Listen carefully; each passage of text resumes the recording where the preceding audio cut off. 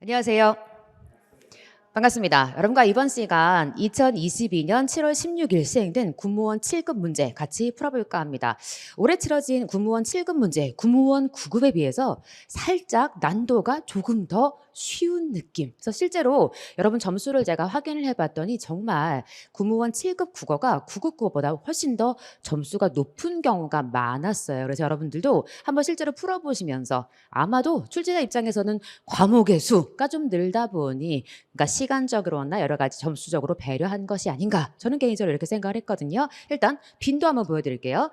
전체 문법이 6문제 24%가 등장했고 비문학 역시 빈도가 굉장히 높아졌어요. 그러니까 기존의 군무원 7급을 생각하신다면 사실은 굉장히 충격적인 수치이기도 하죠. 살짝 이하고 좀 바뀐 느낌. 그래서 문학이 전체 6문제가 등장했고 어휘한자 여전히 4문제 정도가 등장해서 굉장히 중요한 배점에 있어서 아주 의미 있는 수치를 보여주게 됐죠. 어쨌든 비문학과 이 문학이 전체 합치면 15문제, 그러니까 시험의 거의 절반 이상을 차지하기 때문에 단 한 가지 요소, 역시 9급도 그러했지만 군무원 7급 역시 시간을 어떻게 잘 요리했을 것이냐, 이것이 이 7급 문제의 고득점의 관건이라고 생각하고 9급보다 7급은 훨씬 우리 수업에 충실하게 문제가 나왔죠. 그러니까 9급이 좀 난도 있는 문제들이 중간중간 배치되어 있던 반면 7급은 굉장히 기본적인 공부를 하셨다면 잘 풀 수 있는 유형들로 구성되었다라고 저는 개인적으로 판단하고 있습니다. 자, 1번 문제부터 여러분과 함께 풀면서 잔소리를 이어가 보도록 하죠.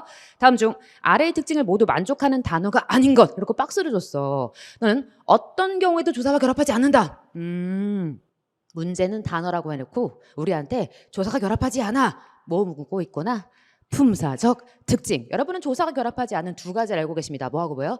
관형사, 감탄사는 조사를 취하지 않는다. 물론 예외적인 경우가 없는 것은 아니지만 대개의 관형사, 대개의 감탄사는 조사를 취하지 않죠. 그래놓고 독립된 품사, 당연히 다른 단어와 띄어 쓴다라고 했으니까 이건 둘 다 해당 사항이 있고 다만 주로 체언을 꾸며준다. 누구구나? 관형사구나. 그럼 달리 선어 어떤 가은 네가 관형사가 아닌가. 몇 번 정답? 1번 정답. 뒤에 말을 붙여봐. 달리 해원 달리 가다. 달리 가다. 선어 사람 선어 가다. 선어 사람 어떤 사람. 물론 가은 뒤엔 여러분 뭐 붙일 거예요? 가은 양념. 그치, 양념은 띄었어 붙였어? 붙였어. 네가 원래 관형사 명사 관계인데 하나의 낱말이 또 되어서 합성어로 쓰이기도 하죠. 가은은 당연히 관형사. 가은 고생. 가은 일 이렇게 쓰는데 가진 양념 중요한 낱말이어서 한번 강조해드렸어요. 정답 몇 번 찍는구나? 1번, 2번 가자. 다음 중 아래 글의 내용에 대한 설명을 가장 적절한 것은 적절한 것 하나 그래놓고 지문 제목이 있네요. 뭐라고 소개했어요? 오상원의 유예가 뭐예요? 집행유예. 원래 죽여야 돼. 남한군인데 북한군한테 발각됐거든. 죽여야 마땅한데 너한테 동무에게 몇 시간을 주겠소? 1시간의 유예를 주겠소. 생각하시고 결정하시오. 생각하시고 그랬을까? 생각하고 결정하라오요. 뭐 이랬겠지. 어쨌든 시간상에 뭔가 유예를 주고서 판단하게 했는데 그는 결국 전향해요 안 해요? 안 해요. 결국 죽음을 맞이하는 그런 내용을 담고 있는 소설이라는 걸 알고 있다면 더 쉬웠을 거고 모른다면 비문학 읽듯이 읽어야겠죠. 읽으러 가자. 이제 모든 것은 끝나는 것이다. 얼음장처럼 빛이 차다. 아무 생각도 없다. 지금 뭐 보여주는 거구나. 생각 보여주는 거구나. 전신 내 근육이 감각을 잃은 채 있다가 경련을 일으킨다. 발자국 소리가 난다. 말소리도 시간이 되었나 보다. 자, 문이 삐그덕거리고 열리고 급기야 어둠을 헤치고 흘러들어오는 광선을 타고 sat다리가 내려올 것이다. 숨죽인 채 기다린다. 일순간이 지났다. 조용하다. 아무런 동정도 없다. 어쩐 일일까? 몽롱한 뭐야? 의식에 차고 다신가? 확실히 구둣발 소리다. 점점 가까워오는 정확한 여기까지 다 무슨 얘기 들려주는 거? 머릿속에. 그치? 그러니까 의식을 보여주고 있구나. 근데 그는 그 동그라미 한번. 자, 몇 인칭? 3인칭. 그러니까 내가 내 마음속을 얘기하고 있는 게 아니었구나. 너 무슨 시점이구나.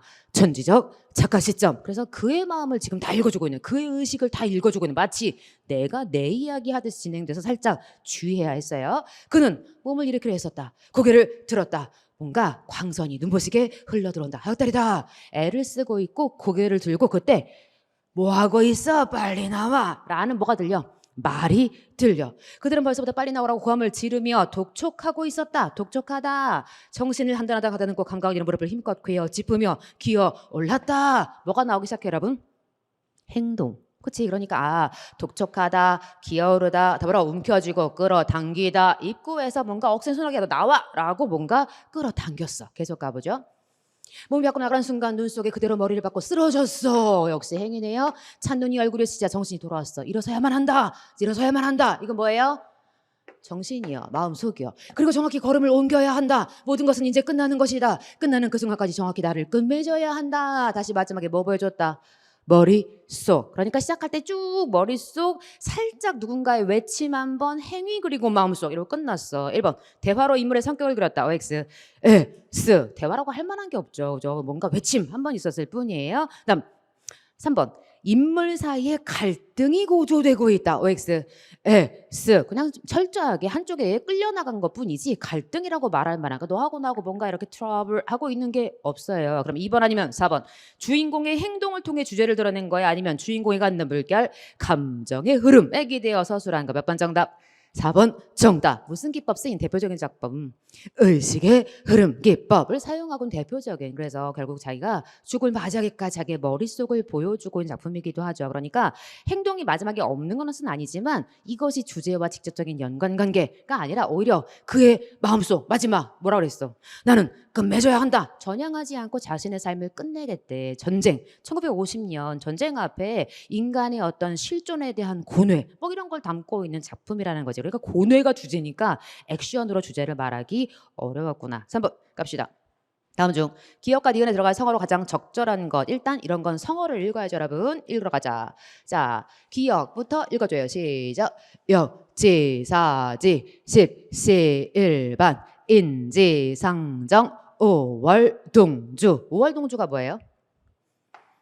적군을 그치 외나무 다리에서 만났어 라고 얘기도 되죠. 그러니까 5월 오늘하고 월나라가 서로 안 좋은 날인데 동주 같은 배를 탔대. 적을 만났어 외나무 다리에서. 가능하고요. 비록 네가 적이라 할지라도 한 배를 탔으니 뭐 해야 해?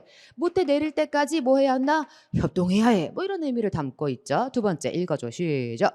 인지상정이 뭐예요? 사람이라면 갖는 일상적인 감정. 그러니까 사람이라면 반드시 이런 감정을 갖는다. 보통 사람이 갖는 어떤 정서를 얘기하고 있어. 십시일반이 뭐예요? 10숟가락이면 하나의 밥을 이룰 수 있어. 그럼 뭐 하는 뜻이야? 10사람이 한 사람을 뭐 할 수 있다?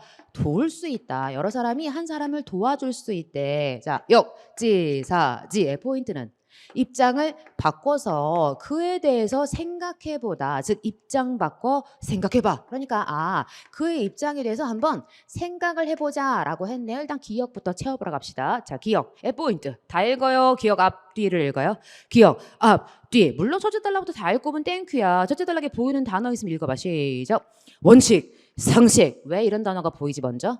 작은 따옴표 해놨으니까. 그런데 기억의 앞에 또 역시 뭐가 보여요? 작은 따옴표. 뭐라고? 사회적 효율성. 동그라미 했어? 그래 놓고 자 사회적 효율성이라고 부른다. 일상생활 규범으로 암송되고 있는 띠리리랑이라는 사자성어도 알고 보면 이러한 경제원칙. 이러한 경제원칙이 뭐예요? 사회적 효율성이 되는 거지. 그러면 사회적 효율성이 뭔지 알면 되겠구나. 그러면 우리는 이 사회적 효율성이 무엇인지 확인을 해보자. 어디부터 읽으면 돼요? 따라서 읽어. 시작. 효율성의 원칙은 뭐래? 타인을 배려하는 공생의 원칙에 의해 통제되어야 한다. 이것을 사회적 효율성이라고 불렀대. 그럼 정말 중요한 낱말 읽어줘. 뭐요? 타인을 배려하는 공생의 원칙. 누구를 뭐 했다고? 다른 사람을 배려했다가 포인트야. 그럼 여러분 아닌 거 지워. 인지상정 5월 동주를 지워버려야겠지. 그러니까 역지사지. 입장 바꿔 생각해보니까 타인을 배려한 거고. 십시일반 10사람이 한 사람을 도왔으니까 역시 타인을 배려했다라고 할 수는 있겠지. 그러니까 1번 아니면 2번이 답이구나 라고 확인했고 또 읽어. 시작. 배은 망, 동량지제 부수청령 수주대토 늘 강조하지 마. 이렇게 물타기를 합니다. 굉장히 낯설어 보이는 성어를 하나 주지만 우리는 이미 이게 답이야 답이 아니야. 답이 아니야. 그러니까 못 읽어도 관계없어. 시험장이라면 이거 두 개만 읽어도 충분하죠. 배은망덕이 뭐예요? 은혜를 배반떨이고 그죠? 덕을 까먹다. 내가 누군가한테 은혜를 입었어. 내가 누군가한테 덕을 입었어. 그런데 그 은혜를 배신하고 그 덕을 잊어버리는 걸 뭐라고 한다? 배은망덕. 뭐라고 쓸게요? 배신, 배반 뭐 이렇게. 동량지제 포인트가 뭐예요? 인재. 그러니까 집에 기둥이 될 만한, 집에 들보가 될 만한, 그러니까 집을 세우는데 가장 기본이 되는 제목이란 뜻에서 사람을 어떤 인재로 비유할 때 이 사람은 나라를 이끌 동량지제야 라고 우리가 쓴다는 거죠. 나왔으니까 읽어는 봤네. 부수 청령. 숫자가 무슨 수? 머리 수는 알아요. 부자가 고개를 숙이다, 엎드리다 란 뜻의 네가 부자야. 그러니까 고개를 엎드려서 뭐래? 들을 청 명령령. 뭘 들었어? 명령을 듣다. 이거 누구의 자세네? 공무원의 자세네. 고개를 숙이고 명령을 따라라. 명령을 따르다가 포인트예요. 명령을 조침이 포인트인 성어. 그래서 살짝 이제 누군가가 명령했을 때 제가 고개를 숙이고 명령을 따르겠습니다. 뭐 이럴 때 쓸 수가 있을 거고. 수주대토가 뭐죠? 나무 그루터기에 기다립니다. 그죠? 누구를요? 토끼를요. 그죠? 그러니까 그루터기를 지키고서 토끼를 기다려 한번 토끼가 와서 댕강 넘어져서 목이 부러진 적이 있는데 또 와라 라고 나무꾼이 지금 자기 일 해야 하네? 안 해. 그러면서 토끼가 오기만 기다리고 있어. 되게 똑똑해. 어리석어. 어리석음의 뜻인데 둘 중에 답이 있을 것 같아. 역시 니은. 가자. 자, 니은에도 뭐가 보인다? 뭐가 보이세요 여러분? 우리 PPT는 잘 안 보이는데 여러분 보여요. 이처럼 마지막 단락에 또 뭐가 있어? 작은 따옴표가 보였잖아. 그러니까 여러분 작은 따옴표를 잘 봐야지. 동그라미 써야 돼. 뭐라고? 수익자 부담의 원칙. 그래놓고 니은은 뭐라고 했냐면 이런 상식을 따르지 않으면 띠리링한 자로 여겨질 것이다. 몇 줄 아시고? 그러니까 우리는 뭘 알아야 돼? 이런 상식을 따르지 않는 사람에 대해서 니은에 집어넣으라는 거야. 그러니까 이런 올라갔더니 부지조성으로 라고 했는데 이 부지조성으로는 뭔가 상술 같으니까 저기 위에부터 한번 읽어볼게요. 이처럼 경제 원칙이라고 불리지만 정작 상식에 불과한 것에는 수익자 부담의 원칙도 있다. 수익자 부담의 원칙이 뭐냐? 설명하죠. 여러 사람들이 함께 노력한 결과 이익이 생기면 노력해서 이익이 생겼대. 그 이익을 즐긴 사람이 비용을 부담한다. 그 이익을 즐긴 사람이 비용을 부담하는 게 이 원칙이다. 그게 무슨 말이야? 자세하게 어려우니까 풀어서 소개합니다. 예시죠? 부지조성으로 이익을 얻은 개발업자가 개발 부담금을 납부하거나 or 도로가 건설될 때 이익을 보는 도로 사용자가 당연히 이익을 본 사람이 그 휘발유 사용량에 비례해서 도로 유지 비용을 뭐해라? 부담해라. 그러니까 핵심 뭐야? 이익 본 사람이 비용을 부담해라 라는 말을 한 번 더 강조한 거지. 이런 상식 설명해. 시작. 이익을 본 사람이 뭐해라? 비용을 부담해라가 바로 이런 상식이었어. 이런 상식을 따르지 않으면 너 이익을 봐놓고도 왜 비용을 부담하지 않니?가 되면 여러분 소개하세요. 동량지제 인재가 된다. OX, X. 그럼 남는 거 하나밖에 없잖아. 몇 번 정답? 1번 정답. 배은망덕한 자로 여겨질 것이다 라고 우리한테 니은을 넣어라. 핵심은 이런 거 나오면 다 읽어? 앞뒤만 읽어? 앞, 뒤. 먼저 한 녀석을 죽여. 기억을 확. 니은 먼저 하셔도 상관은 없어요. 저라면 니은 먼저 하는 방법도 괜찮을 것 같아. 다만 여러분 시험장 가시면 니은 먼저 하기가 상당히 용감한 어떤 용감성이 필요하거든. 왜? 막 심장이 벌렁벌렁 하니까. 그러니까 차례차례 푸시되 기억 니은의 앞, 뒤를 잘 보고 포인트를 잘 잡아야겠지. 3번 같은 경우는 굉장히 땡큐죠. 작은 따옴표를 박아서 각 단락의 핵심 단어도 우리한테 보여준 셈이 됐어. 4번 문제 건너가요. 다음 중 아래 시에 대한 설명을 가장 거리가 먼 것을 골라라 라고 그랬는데 땡큐 시인데 제목을 줬네. 누가 썼군요? 김수영. 제목이 뭐군요? 사령이라고 우리한테 제목을 주었어. 무슨 사? 죽을 사. 영자는 무슨 영자요? 영혼 령자야. 그러니까 죽은 영혼이라고 준 거야. 뭔가 으스스하네요. 그래놓고 가장 거리가 먼 땡큐죠. 세 개는 친구고 한 녀석만 그 적 숨어있는 적을 잡아내러 가야 돼. 헌책지 볼게요. 1번 자조적인 시어를 통하여 자신의 삶을 성찰하고 있다. 그러니까 일단 뭐가 나와요 여러분? 자기를 비웃어야 해. 그 자기를 비우는 자조가 뭐야? 자기를 비웃는 어떤 단어가 있어야 하고 자신의 삶을 성찰 뭐 하는 거예요? 반성성찰, 반성해야 해. 뭔가 내 삶이 어떻구나 라고 반성하는 내용이 있는지 확인하래. 더불어 자성적인 오조. 아, 너무 땡큐한 말 많이 쓰지 않아요? 자성이 뭐예요? 자기 반성. 그렇지. 그러니까 자기 반성적인. 그러니까 뭐 있는 거 확실하네 이거. 반성 있는 거 확실하네. 자기 반성적인 말투를 통해서 우리가 찾을 건 뭐냐? 자유와 정의가 소멸된 현실을 즉시 똑바로 보고 있는지. 그러니까 핵심은 여기겠지. 자유와 정의가 소멸된 현실. 이런 게 여기 나오나? 이거 확인하래. 세 번째, 반복과 변주를 통한 수미상관. 이거 먼저 확인해야지. 수미상관이 뭐예요? 앞 대목에 있는 내용이 똑같이 뒷 대목에 있어. 근데 원래 반복이란 말은 당연히 똑같으니까 반복이란 말을 쓰는데 변주가 뭐야? 변화가 있다. 그러니까 뭔가 같은 말이 반복되는데 뭔가 변화가 있는지 1연을 보시면 어떤 말이 아래도 반복되고 있어? 반짝거리면서 하늘 아래서 간간히 자유를 말하는데 뭐가 없네 위에는. 우스워라 없어. 그리고 활자는 이 위에는 없었어. 그렇죠? 그래서 위에 있는 활자는 이 아래는 없고 위에 없는 우스워라가 아래는 있죠. 나의 영은 죽어있는 것이 아니냐? 그래서 뭐라고 불렀구나? 반복과 변주라는 말을 쓴 거구나라고 할 수 있고 무슨 식 맞네. 수미 상관식이라면 같은 말의 반복은 이미 뭐 하는 짓이요? 주제 강조. 이거 뭐도 줘? 구조적 안정감. 당연히 이런 걸 주는 거니까 이거는 확인했으니까 우리는 삼지선다를 풀어야 하겠죠. 4번. 불의한거하지 못하다.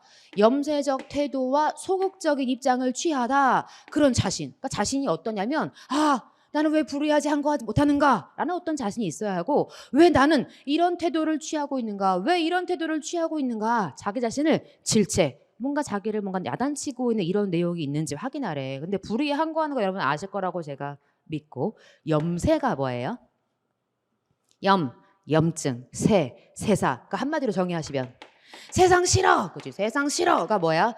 염세적 태도. 더불어 적극적의 반대가 뭐요? 소극적. 이런 말 여러분이 반대말로 생각하시면 되겠죠. 그러니까 여기는 적극적인 어떤 모습이 없고 소극적이어서 난 왜 이런 입장을 취했던가? 왜 이런 입장을 취했던가? 자신을 까고 있는지 확인하래. 가볼게요, 여러분. 활자는 반짝거리면서 하늘 아래서 간간히 자유를 말하는데 나의 영은 죽어있는 것이 아니냐? 질문. 누구는 살아있어요, 여러분? 누구는 살아있어요? 활자는 살아있어요. 어떻게 알아요? 나의 영은 죽어있다. 그러니까 얘는 뭐 했다는 거야? 살아있다. 살아있는 애는 뭐를 말해? 자유를 말해. 그러니까 활자는 살아서 자유를 말하는데 나의 영은 죽어서 뭐를 말하지 못한다? 자유를 말하지 못한다. 잘했다는 거야. 난 왜 이따위야? 그 뜻이야. 난 왜 이따위야? 이런 거 우리 뭐라 그래? 반성. 그러니까 자기 반성, 자기 성찰을 하고 있어. 그러니까 글자는 반짝반짝거리면서 저 하늘 아래서 간간히 자유라는 것에 대해서 말을 하는데 나의 영은 죽어서 핵심은 뭘 하지 못한다? 자유를 말하지 못한다. 나는 자유를 외치지 못한대. 나는 되게 뭐하구나? 비겁해. 나는 되게 적극적이야, 소극적이야? 소극적. 난 두려운 게 너무 많아서 자유를 말할 수가 없는 지금 긍정적 현실이구나, 부정적 현실이구나. 부정적 현실. 다양한 얘기를 해볼 수가 있죠. 더불어 보시오. 그대의 말을 고개 숙이고 듣는 것이 그대는 마음에 들지 않겠지. 나도 역시 마음에 들지 않아라 라고 해. 그럼 질문, 이 벗이 누구예요? 나와 있어요. 활자예요. 그러니까 나는 지금 누구랑 얘기를 하는 거야? 책이랑. 이 책에는 뭐가 나와 있어? 인간은 자유로울 권리가 있다 라고 책에는 써 있는 거야. 근데 보시오. 재밌지 않아요? 우리가 책 볼 때 어떻게 봐요, 여러분? 이렇게 하고 볼 수는 없잖아. 고개를 숙이고 그대의 말을 듣는 것이 그대는 마음에 들지 않겠지. 무슨 얘기냐? 가서 액션하지 않고 또 책에다가 이렇게 코나 박고 있구나. 너는 마음에 들지 않겠지. 나도 마음에 들지 않아라. 자기를 칭찬해 비웃어에다 써줘. 시작. 자, 조, 적 이라고 우리가 얘기해 볼 수가 있지. 그러면서 모두 다 마음에 들지 않아라. 그 모두를 찾아. 첫 번째 뭐? 황후. 또요. 잡초. 또요. 페인트빛. 또요. 고요함. 이 고요함. 계속 가볼게. 모두 다 마음에 들지 않아라. 무엇도. 정의도. 섬세도. 행동이 집에서 하는 이욕된 교회에서는. 질문. 이욕된 교회는 동그라미야. 세모야? 세모. 그렇지. 왜요? 행동이 죽음에서 나오는. 그게 무슨 뜻이야? 죽어야 행동이. 죽어야 갖다 묻어. 죽어야 액션할 수 있어. 그러니까 나는 아무 액션도 하지 않고 있는데 이 욕된 교회는 행동이 죽음에서 나오니까 이 욕된, 대놓고 욕되다며. 그러니까 네가 세모가 확실하고요. 어제도 오늘도 내일도 마음에 들지 않아라. 핵심 뭐야? 다 싫어. 선택지에 있는 말로 세 글자로 말해줘. 띵띵적이야. 시작. 적이지. 다 싫어. 왜? 뭐가 없어서. 뭐가 없어? 자유가 없어. 더불어 정의가 있다는 얘기일까? 정의가 없다는 얘기일까? 정의가 없다는 얘기겠지. 그러니까 이런 없는 현실이 다 싫어. 정의와 자유가 없다면 등등등등 황혼이 뭐가 의미가 있고 잡초가 뭐가 의미가 있고 아무 액션 없고 외침 없으니까 고요함 다 싫어. 이 염세적은 자유와 뭐가 없는 정의가 없는 사회는 다 싫어 란 뜻인 거지. 그래놓고 그대는 반짝거리면서 하늘에서 간간히 자유를 말하는데 우스워라 대놓고 무슨 적 한 번 더 빵빵빵 그치 나는 너무 웃기는구나. 내용은 죽어있는 것이 아니냐. 나는 무엇을 말하지 못한다. 자유와 정의를 말하지 못하는구나. 나는 되게 비겁해 적극적이야. 비겁해. 그리고 되게 소극적이고 용감하지 못하고 이렇다고 자기를 까고 있는 말투. 여러분 소개하시죠. 자조적인 시야를 통해 자신을 성찰했다. 맞아요? 틀려요? 맞아요. 자성적인 어조를 통해서 자유와 정의가 소멸된 현실을 뭔가 바라보고 있다라고 말할 수 있어 없어? 있어. 그럼 둘 중에 하나가 답이었으니까 몇 번 찍어야 해? 4번. 이 왜 답이야? 말해줘. 불의에 한가하지 못한 자신을 질책했다. 맞아요? 틀려요? 맞아요. 불이 한가하지 못한 자신을 지금 까고 있어. 왜 나는 한가하지 못하는가? 왜 나는 뭐라고 했냐면 나의 영은 죽어있는 것이 아니냐. 한가하지 못하는 자기를 까요. 더불어 소극적인 입장을 취한 자신을 깠다라고 말할 수 있다 없다? 있다. 그래서 뭐가 없는 현실에 대해서 자유와 정의가 없는 현실에 대해서 무슨 태도를 취하고 있는 것도 맞아. 염세적 태도를 취하고 있는 것도 맞아. 근데 뭐가 X야? 염세적 태도를 취한 자신을 까고 있다가 X야. 그러니까 내가 다 싫어해서 나를 까고 있는 게 아니야. 즉 자유와 정의를 말하지 못하는 그 소극적인 입장을 취한 자신, 불의에 한가하지 못한 자신 때문에 뭐가 없어? 자유와 정의가 없어. 그 현실에 대해서 무슨 태도를 보인 건 맞아. 염세적 태도를 보인 건 맞지. 다만 내가 이렇게 염세적이네 라고 해서 자기를 까고 있지 않다고. 야 정말 아주 그냥 우리를 그냥 함정에 빠뜨리려고 작정하고 낸 선택지지. 사실 염세적이란 말을 여러분이 일단 소화하는 게 첫 번째였을 거라고 생각이 되고 알고 계셨다면 당연히 알아야 되고 우리 얼마나 많이 했어. 근데 네가 와과로 연결된 그래서 이런 입장을 취한 자신 이런 입장을 취한 자신이라 그래서 두 가지에 대해서 우리가 살펴보는 것이 중요했구나. 살짝 함정에 빠지지 않았어야 하는 문제. 5번. 장미를 소개하는 말을 쓰고자 한다. 아래의 기억리에 들어갈 말로 가장 적절하지 않은 그래놓고 진술 방식, 비교, 대조, 유추, 예시, 분류, 서사를 얘기했구나. 그럼 바로 갈게요. 선택지. 자, 기억. 그래놓고 국화에 비하여 장미는 꽃잎의 크기가 크다. 가다 다르다. 다르다. 그런데 꽃잎의 수는 국화의 그것보다 적다. 가다 다르다. 다르다. 다만 둘 다 뭐도 있고 뭐도 있고는 확실하네. 꽃잎이 있는 건 확실하니까 무슨 점 깔고 있구나. 공통점 깔고 있다고 봤다면 뭐하고 뭐 갖다 찍어 붙일 수 있겠다. 비교, 대조 찍어 붙일 수 있겠죠. 장미는 같다. 뭐랑 같니? 어여쁜 섹시 은장도 1대1 공통점. 맞아요? 틀려요? 맞아요. 같은 범주 다른 범주. 다른 범주. 너는 같은 범주 다른 범주. 같은 범주의 공통점 뭐라고 불러?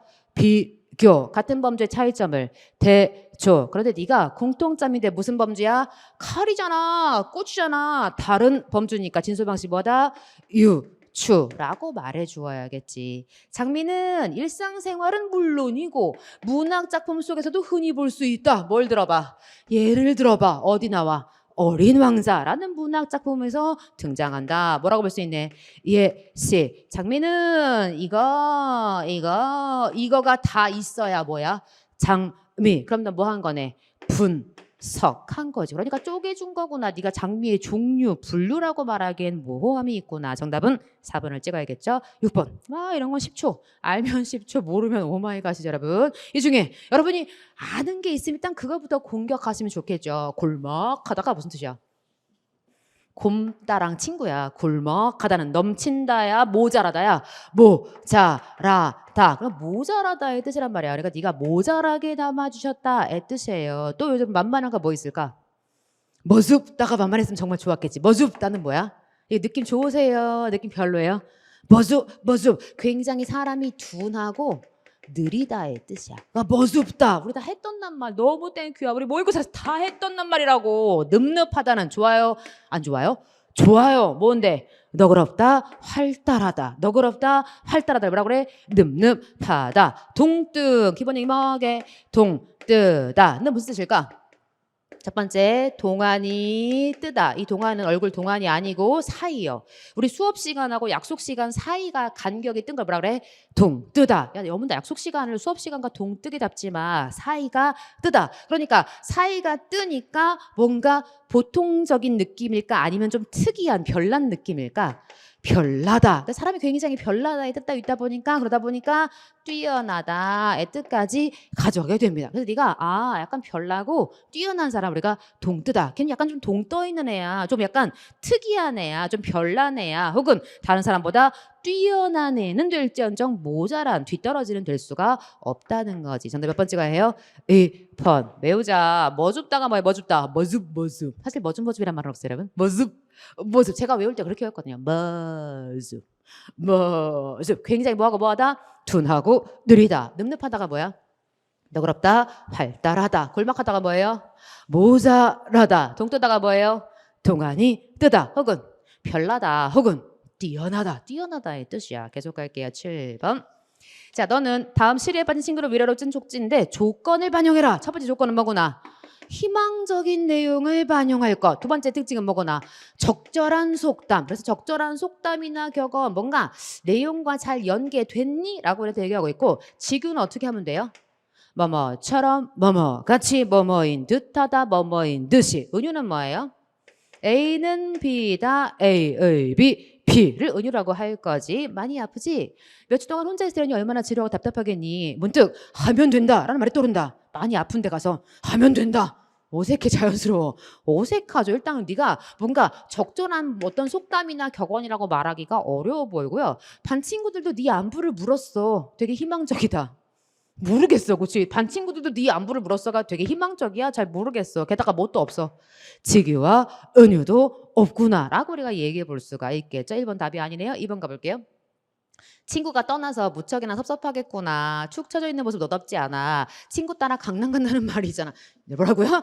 친구가 떠나서 무척이나 섭섭하겠구나. 여러분 친구 따라 강남 간다. 형광펜. 우리 사실 이 뜻 잘 놓치는 경우 있거든요. 친구 따라 강남 간다고 무슨 뜻이에요?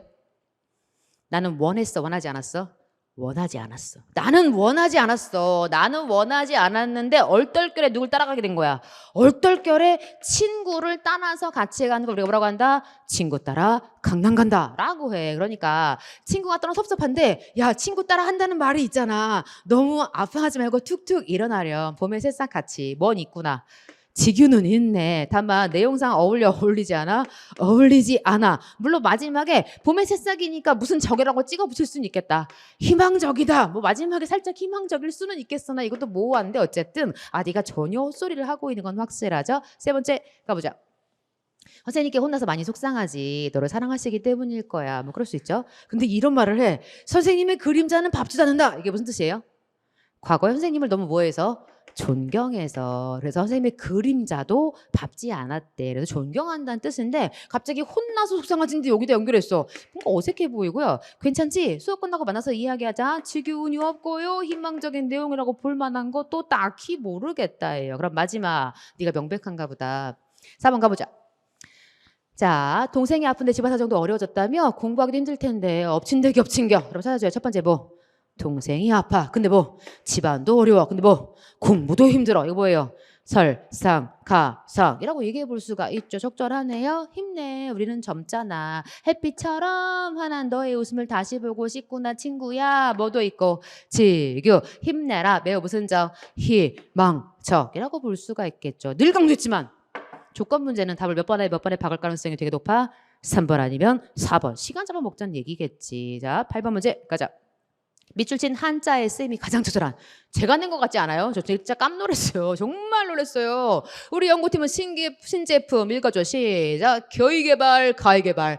교의개발. 우리가 알아듣는 개발에 뭔 개발이 또 있어? 가의개발이 또 있어. 여러분 소개하세요. 교의개발은 언제 써요? 정신적인 거에 써요. 그럼 가의개발은 언제 써요?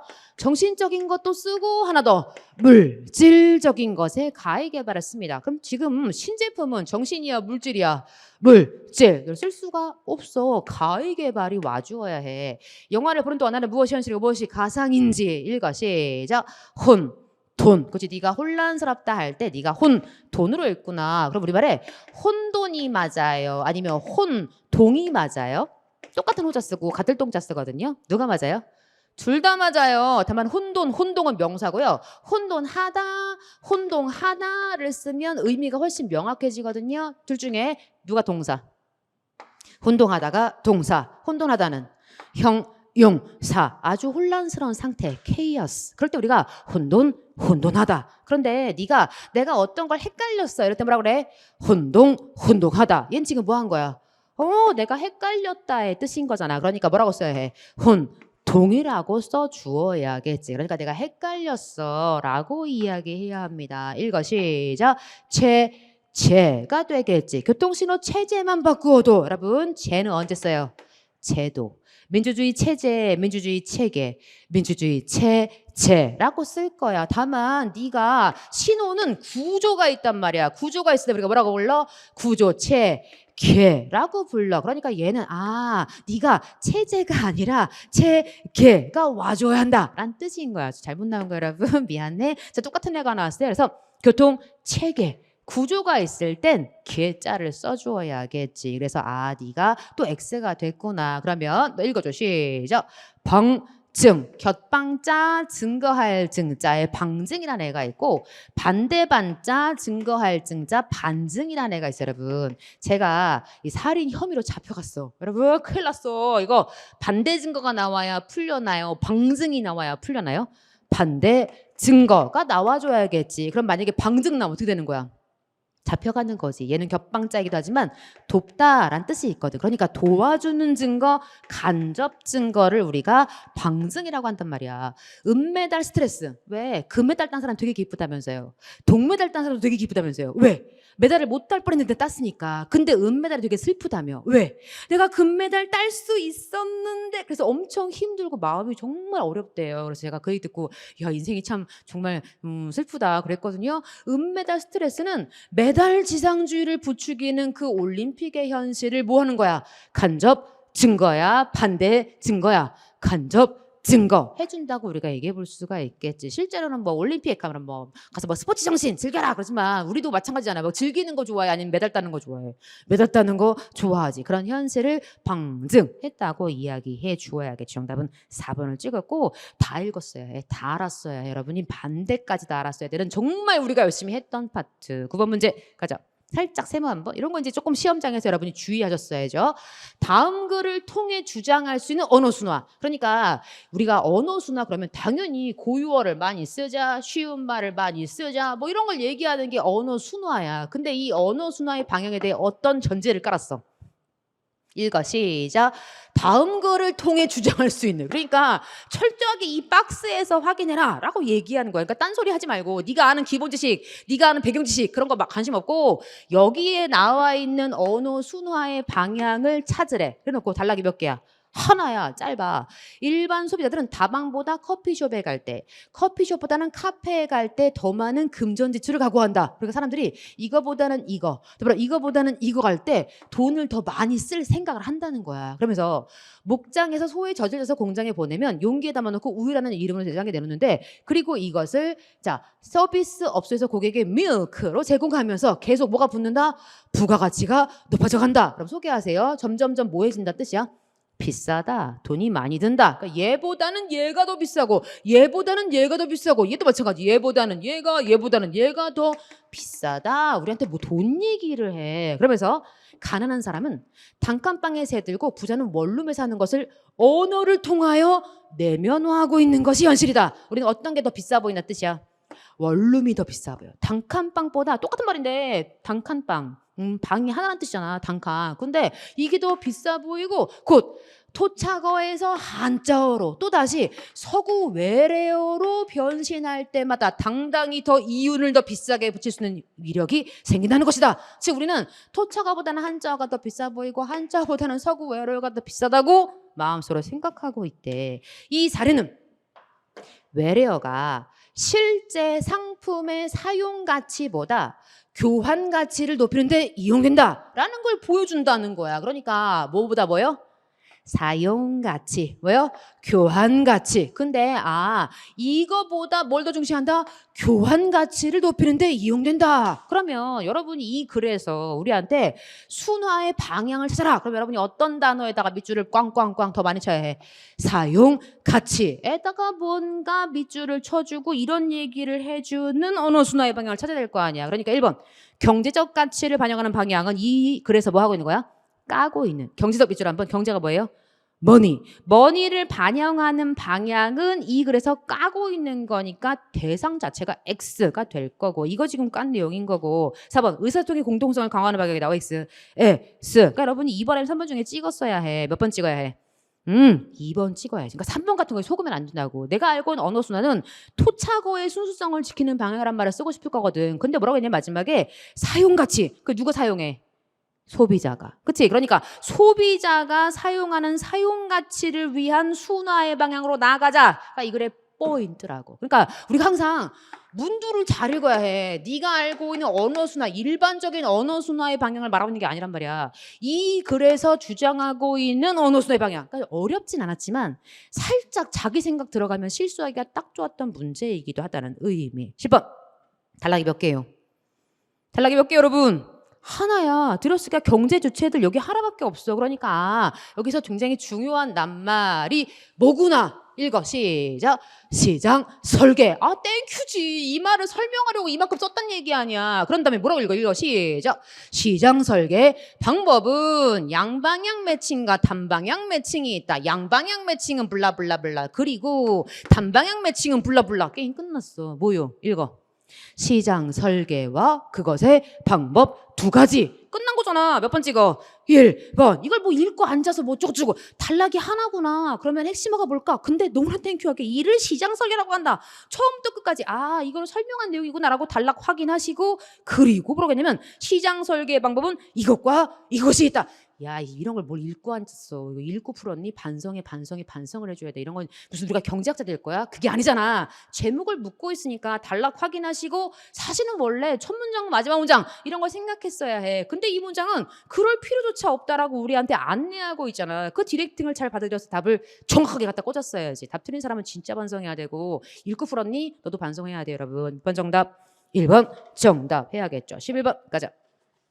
선생님 안 읽어요? 안 읽어요. 안 읽을 거예요. 자, 시 제목이 뭐예요? 김영랑의 모란이 피기까지는. 우리 얼마나 많이 읽었던 시야. 너무 땡큐하지 않아? 그래놓고 다음 중 아래 작품에 대한 선을 가장 옳지 않은. 야, 문제 너무 땡큐하죠. 옳지 않은 건 절대 틀리면 안 돼. 나가리가 하나잖아. 그러면 적군 잡으러 가자. 자, 선택지 볼게요, 여러분. 1번. 이 시는 우리가 이 시를 알잖아. 그죠? 뭐죠? 기다림과 상실의 비하. 맞아, 틀려. 네가 안다면 정말 바로 똑그람 해야지. 이 시 화자는 모란의 영원한 아름다움 위대하다 찬양했다. 읽어볼게요, 여러분. 3번. 화자는 모란이 지고 난 뒤에 봄날의 상실감으로 인해 서러움에 잠기지만, 그러니까 모란이 져서 모란이 졌구나. 난 너무 상실감이야. 너무 서러워. 그 슬픔과 상실이 주는 역설적인 기다림의 아름다움을 노래하고 있다. 느낌 다르죠? 얘는 모란의 아름다움을 찬양했다. 얘는 기다림의 아름다움을 노래했다. 뭔가 둘 중에 하나가 뭔가 좀 이상하게 보이지 않아? 4번. 이 시에서 화자는 모란의 아름다움이 한철만 볼 수 있는 것이기에 찬란한 슬픔이라고 표현을 했는지 한번 확인해 봅시다. 모란이 피기까지는 나는 아직 나의 봄을 기다리고 있을 테요. 여러분, 나의 봄을 왜 기다려요? 여러분, 나의 봄을 왜 기다려요? 그때 모란이 피니까요. 그러니까 나의 봄과 모란은 이꼬르 해요. 모란은 나의 봄에 핍니다. 그래서 내가 모란이 피까지 이 봄, 이때 이게 필 거니까 기다릴 테요. 그런데 모란이 뚝뚝 떨어져 버린 날, 밑으로 하강이죠. 그러면 뭐 하겠어? 새드 서름에 잠길 테요. 5월 어느 날 그 하루 무덥던 날 떨어져 놓은 꽃잎마저 시들어버리고 천지에 보라는 자취도 없어지고 뻗쳐오르던 내 보람이 뭔데요? 모란이요. 내 보람이 서운케 무너졌더니 모란이 지고 말았어요. 모란이 지고 말면 그뿐 내 한 해는 다 가고 말아. 뻥이죠. 무슨 법? 과장법. 그죠? 어떻게 360날 한양 섭섭해 우옵니다. 이것도 과장법. 그러니까 모란이 지고 말면 내 한 해는 다 끝난 거야. 나의 한 해가 끝났어. 나는 그래서 365일 중에 360일 울어. 그만큼 마음의 상실감이 크다라는 뜻이겠지. 그러면서 앞에서 했던 내용 똑같이. 이거 뭔 짓이요?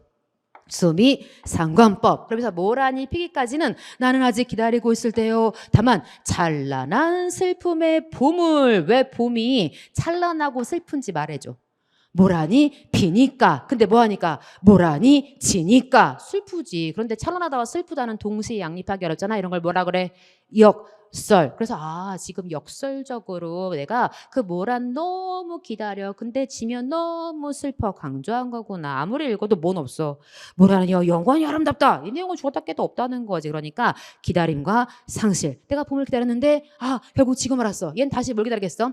또 다시 봄을 기다렸다가 또 상실, 또 기다리고 또 상실. 그러니까 여기 사실 이 모라는 보통 이제 우리가 소망하는 어떤 건 뭐 합격 이렇게 얘기를 하기도 하는데 사실 인간의 어떤 순수한 근원적 가치 뭐 이렇게까지 우리가 확장시켜 볼 수 있고요. 더불어 모란에서 나의 봄 그리고 보람 비슷한 말로 쓰고 있구나 뭐 이런 것도 여러분이 추가적으로 알아두면 다음 시험 대비하는 데 도움이 되겠죠. 정답은 2번을 찍었어요. 12번.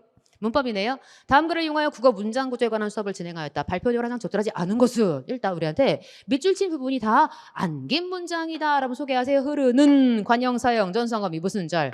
관, 형, 절. 그렇지. 사람 미음 음기 무슨 절? 명, 사, 절. 사실 여기까지 이렇게 딱 끊어줬어야 되는데 치사하게 을까지 넣어서 우리가 헷갈리라고 그런 건지 모르겠어요. 잘못 친 건지. 자, 아는 것도 없이 이히모 부사화 접사이면서 지금 부사절이라는 힌트를 우리한테 주고 있는 거죠. 그래서 안긴 문장이 확실하고 기억, 니은, 디귿에서 밑줄 친 부분 각각 무슨 관영어. 그렇지. 너는 무슨 목적어. 넌 무슨 이렇게 잘난 척을 하다를 꾸며주는 부사어. 구실을 하니까 우리가 이런 절을 이름을 부를 거죠. 더불어 3번. 기억의 밑줄 친 부분에서 주어가 나타나 있지 않은데 생략된 주어는 담증입니다. 웬 멍멍이야. 그죠? 자, 이마에 흐르다. 자, 네가 누굴 꾸몄어요? 땀 흘러줘요. 시작. 땀이 이마에 흐르다. 그러니까 생략된 주어는 누구다? 땀이. 우리가 어떻게 확인할 수 있냐면 씻었다. 누가 씻었어? 담징이 뭘? 땀을. 그 뜻이잖아. 그러니까 담징이 땀을 씻다. 근데 땀이 이마에 흐르다라고 넣어봤다는 거죠. 그러니까 네가 생략된 주어가 넣을 수가 없고요. 그다음 니은범. 너는 밑줄 친 부분뿐 아니라 그가 착한 사람임을 모르는 또 안긴 문장입니다. 라고 소개하시죠. 그가 뭐하다? 착하다. 그런 사람이다. 역시 무슨 절? 관, 형, 절 숨어 있고요. 더불어 그가 착한 사람이 모르다에 모르는 이러한 사람. 역시 무슨 절? 관, 형, 절. 100% 관형절이 제일 쉽잖아. 니은 친구 뭐? 은 친구, 는 친구, 리을 친구, 을 친구, 던의 관형, 사형, 전성어미가 용언에 붙어 있으면 먹은 사람, 먹는 사람, 먹을 사람, 먹던 사람 100% 무슨 절이다? 관형절이지. 사람을 앞으로 빼봐. 시작. 사람이 먹다의 뜻일 거 아니야. 그러니까 네가 용언의 다자리에 이런 관형사형 전성어미가 붙어 있으면 100% 관형절 확실하죠. 정답은 3번을 찍어야 해요. 13번. 다음 글의 전개 순서로 가장 적절한 것을 고르시오. 그랬다. 너무 땡큐 했죠. 자, 시작할 때 뭐래? 성선설은 이렇게 시작을 하고 나 인간을 규정하는 관점은 여러 가지가 있었다. 라고 완전 땡큐다. 그 여러 가지가 뭐야? 다시 말해. 선하다는 것과 악하다는 관점이 그러하다. 야, 이렇게 땡큐할 수가. 그러면 누가 먼저야? 나가 먼저겠지. 그 다음 누구와 해? 성, 선, 설. 그 다음 누구와 해? 다해, 성, 악, 설. 이 와주고 마지막 이렇게 볼 때 여러분 성선설 잠깐 읽어볼게요. 성선설 가보자. 성선설은 뭐냐면 인간의 착하다는 뜻이잖아. 그러니까 이 성선설을 주장하는 사람은 뭐라고 말했냐면 집안이든 나라든 모든 사회는 누가 이끌어간다? 인간이 이끈다. 인간이 착하니까 이렇게 얘기를 했다는 거야. 더불어 성악설은 어떤가 보자.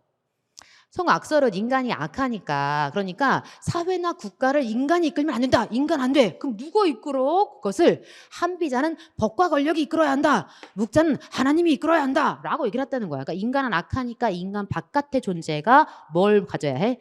권력을 가져야 한다라고 말한 거잖아. 이렇게 볼 때 인간을 보는 관점은 인간이 선하냐 착하냐 이런 인간론을 넘어서서 누가 권력을 잡아야 하는가에 대한 논의로 연결된다라고 해서 명백하게 네가 마지막이라고 쾅쾅쾅. 인간을 보는 관점, 즉 이러이러한 관점이 있는데 선하다, 악하다. 근데 그러니까 공통점은 권력에 대해서 얘기했구나라고 연결하면 몇 번 정답? 2번 정답. 나가다라 나가라 다 이랬으면 좋았을 텐데 나가다라가 됐네. 그래서 왜 그래요? 아니 다 합격으로 나가라 다 뭐 이러거나 묻지 마. 알겠어요? 정답은 2번 찍었어요, 여러분. 14번 너무 쉬웠지. 3초짜리 문제다. 자, 밑줄 친 한자의 도금이 가장 옳지 않은. 틀린 사람 진짜 반성해야 해. 몇 번 나가리? 1번 너 나가리. 그렇지? 얼마나 많이 했어. 얼마나 많이 했어. 자, 얘 이름은 비행기가 아니에요. 선비사. 산업공상 할 때 사자잖아. 선비가 한 말은 어떤 말이야? 좋은 말이지. 길할 길, 입춘대길, 홍길동 할 때 길자란 말이야. 근데 이 입춘대길, 홍길동 할 때 길자 앞에 뭐가 왔어? 말씀 언. 그러니까 엄마가 야 잘해. 엄마가 잘해. 라고 지금 우리한테 말하고 있는 거야. 너 잘하라고. 라고 엄마가 우리를 꾸짖다. 근데 이름이 꾸짖다 뭐예요? 힐. 그래서 네 이름이 힐이야. 네가 꼬지를 힐. 그래서 힐책이라고 읽어. 쟤를 질책이라고 읽지 않아. 시험이 좋아해서 얼마나 많이 했어요. 근데 엄마가 입으로 말을 하시면서 이렇게 빗자루 같은 거 들고 갖고 막 때려. 얘 이름 뭐게? 꾸짖을 칠. 네가 꾸짖다 질자야. 그래서 네가 질책이라고 하면 입구자에 이렇게 살짝 구부러진 나뭇가지 같은 애가 들어있어야 질책인 거고, 꾸짖을 힐 애는 어떤 뜻이냐면 잘 되라 라고 말하고 있는. 그러니까 약간 상황은 달라. 얘는 엄마가 잘해라 잘해라 응? 그럼 안 된다. 사실 뭐 이 약 물고 있을 것 같죠? 얘는 사실 맞고 있어. 그러니까 이쪽이 좀 슬프긴 하죠. 네가 꾸짖을 질책이라고. 그래서 책자는 똑같은데 네가 이걸 질로 읽어서 나가리가 됐어. 이거 우리 많이 했잖아. 읽어줘. 시작. 포착. 포착이 뭐야? 어떤 걸 확 잡는. 장면, 포착. 둘 다 뭐가 필요해? 손. 그러니까 지금 요점을 포착한다. 네가 비유적인 의미로 확장돼서 어떤 것을 포착하다. 손이 둘 다 들어있구나. 설마 이걸 손수를 또 그려야 되는 상황은 아니겠지. 이게 한자에 들어있으면 뭐라고요? 손이란 말이야. 더불어 대사는 신원할 수 없는 암살단에 의해 대사가 그래서 당했다. 이불, 피, 습격. 그러니까 습격이라는 건 뭔가 엄습하다의 뜻으로 용 같은 어떤 무시무시한 존재를 옷 입는 것처럼 당하게 되는 게 피습이란 말이야. 이것도 했잖아요, 여러분. 그리고 도금이 어려워서 이걸 간으로 읽지 말아라. 뭘로 읽어라? 돌, 알자, 알, 선. 얼마나 열심히 했어. 그러니까 우리가 이번 시험은 정말 정통적으로 메인 곧 공부해야 될 내용을 공부하는 사람이 풀 수 있게 제대로 문제를 정말 잘 낸 문제고 마치 저는 깜짝 놀랐어요. 제가 낸 줄 알고. 정답 몇 번 찍었어요? 1번을 찍었어요. 15번. 자, 여러분. 다음 중 아래 글에서 글쓴이가 말하는 분수에 대한 표현이나 의미로 적절하지 않은 거. 나가리를 고르래. 자, 적절하지 않은 거. 그러면 일단 적절한 게 몇 개네? 3개네? 그죠? 그죠, 여러분? 적절하지 않은 것이니까 한번 그럼 선택자를 한번 들어보도록 할게요. 가보자. 1번. 분수는 물의 본성에 도전하는 물줄기. 뭔가 분수가 나오나 봐. 근데 분수는 아래로 내려와요? 위로 올라가요? 위로 올라가잖아. 그러니까 뭔가 이게 본성에 도전하는 건가? 더불어 가장 물답지 않은 물, 가장 부자연스러운 물. 그러니까 네가 물답지 않아, 부자연스러워. 그러니까 분수는 위로 가니까 뭔가 부자연스럽다 이런 말을 쓴 건가? 3번. 서양인의 역사와 인간 생활을 지배해온 힘은 분수와 같은 거역하는 힘. 그러니까 뭔가 거역하는 힘이 서양인의 역사와 뭔가 인간 생활을 지배해온 뭔가 이런 힘이 바로 이건가? 확인하래. 더불어 분수와 같은 운명에 대한 지속적인 긴장은 그 힘의 한계에 부딪혀 곧 멈추고 말 것이다. 이런 미래에 대한 예언적인 계시적인 내용이 있는지 확인하래. 이어령의 폭포와 분수. 읽어보러 갑시다, 여러분. 일치불일치 문제네. 서구의 도시에서 볼 수 있는 분수는 대개가 다 하늘 향해 솟구치는 분수들이다. 화산이 불을 뿜듯이 혹은 로켓이 솟아오르듯이 땅에서 하늘로 뻗쳐 올라가는 힘이다. 지기도 나오고 분수는 대지의 중력을 거슬러 역류하는 물이다. 자연의 질서를 거역하고 부정하며 제 스스로의 힘으로 중력과 투쟁하는 운동이다. 물의 본성에 도전하는 물줄기다. 본성에 도전했다는 건 본성을 뭐 한 거야? 거슬러가 되겠죠. 원래 물이란 높은 데서 낮은 데로 흐르는 천연의 성질을 가지고 있는데 그 물의 운명을 거역해서 하늘을 향해 주먹질하듯이요. 섞어치는 물이래. 가장 물답지 않은 물, 가장 부자연스러운 물의 운동이다. 근데 자 서구의 도시로 시작했잖아. 그러니까 이들은 왜 분수를 좋아했을까? 어째서 비처럼 낙하하고 강물처럼 흘러내리는 그 물의 표정과 정반대의 분출하는 그 물줄기를 생각했을까? 같은 의미라도 폭포가 자연 그대로의 힘이라면 왜 자연 그대로의 힘이에요? 떨어지니까. 그죠? 분수는 거역하는 힘, 인위적인 힘의 산물이다. 그러면서 바로 운명에 대한, 인간에 대한, 자연에 대한 동양인과 서양인의 두 가지 다른 태도. 그럼 소개하시죠. 동양인은 어떤 태도구나? 폭포. 그러니까 자연스러운 뭔가 순응하는 이라면 서양인은 뭐 하는 거구나. 거스르는 자연스럽지 않은 부자여. 또 뭐요? 인, 의, 적, 인이라고 지금 얘기를 하고 있어. 그러면서 계속 가볼게. 그들이 누구예요? 서양인이겠지? 창조의 힘이라는 것도 결국 문명의 질서라는 것도 그리고 사회의 움직이라는 것도 실은 저 광장에서 내뿜고 있는 분쇄운동과도 같은 것이다. 중력을 거부하는 힘의 동력. 인위적인 그 동력이 끊어지면 분수의 운동은 곧 멈추고 만다. 끝없이 인위적인 힘, 모터와 같은 그 힘을 주었을 때만이 분수는 하늘을 향해 용선 칠 수 있다. 그렇죠. 우리가 인위적인 힘을 가하지 않아도 폭포는 계속 자기 혼자 스스로 자연에 의해서 떨어지는데 이 분수라는 건 뭔가 모터를 돌려주고 뭐 해줘야 네가 뿜을 거 아니야. 그러니까 이게 끊어지면 당연히 멈춘다. 인위적인 힘, 모터와 같은 그 힘을 주었을 때만이 분수는 하늘을 향해 용선 칠 수가 있다. 이 긴장, 이 지속, 이것이 바로 서양의 역사와 그 인간 생활을 지배해온 힘이다. 라고 설명은 했으나 자, 그 한계에 부딪혀 멈추고 말 것이다. 너는 미래에 대한 예언이 있다 없다? 없지. 그냥 네가 동력이 끊어지면 운동은 멈추고 만다. 더불어 이것이 서양 역사와 인간 생활을 지배해온 힘이다 라고는 말했을 뿐인지 네가 곧 멈추고 말 것이다 예언하고 있지 않고 나머지 1, 2, 3이 너무나 명백하죠. 여러분 몇 번 나가리? 4번 나가리. 자 16번 문제 가봅시다. 16번은 글의 제목을 불었어. 근데 참 이번 우리 7급 문제의 특징 중에 하나가 이런 제목 묻는 문제 단락이 몇 개네? 하나예요. 당시 이러고 끝났어. 그러니까 일단 당시 영국의 공물법은 동그라미 한번. 자 블라블라블라블라블라라고 했어. 그래서 뭐라고 했냐면 그런데 세모가 나와. 그러면 사실 그런데 앞에만 제가 읽어볼게요. 그런데 앞에 뭐라고 했냐면 따라서 영국 정부가 수입 곡물에 대해 탄력적인 관세율을 적용해서 고가를 적정하게 유지하고자 했어. 여러분 소개하시죠. 영국의 곡물법은 왜 만든 거야? 왜 만든 거야 여러분? 시작. 곡식의 가격을 적정하게 유지할 목적으로. 그런데 말입니다. 그런데 나폴레옹 전쟁 이후 블라블라블라블라블라 따라 식량 가격은 뭐하기 시작했다? 하락하기 시작했다. 물결할게 여러분. 하락하기 시작했다. 저 그런데 세모했어? 그런데 앞에 고가를 적정하게 유지하고자 물결하시고 다시 봐 여러분. 크게 봐. 뭐에 대해 설명했어? 영국의 곡물법에 대해 설명했겠지. 그래놓고 원래 네가 이러한 법인데 이러하게 유지하고자 목적을 세워서 만든 법인데 그런데 식량 가격이 유지가 안 됐어. 나 물결. 이에 농부들의 입장이 나오겠죠. 그 다음 쭉 내려오시면 나 뭐가 보인다?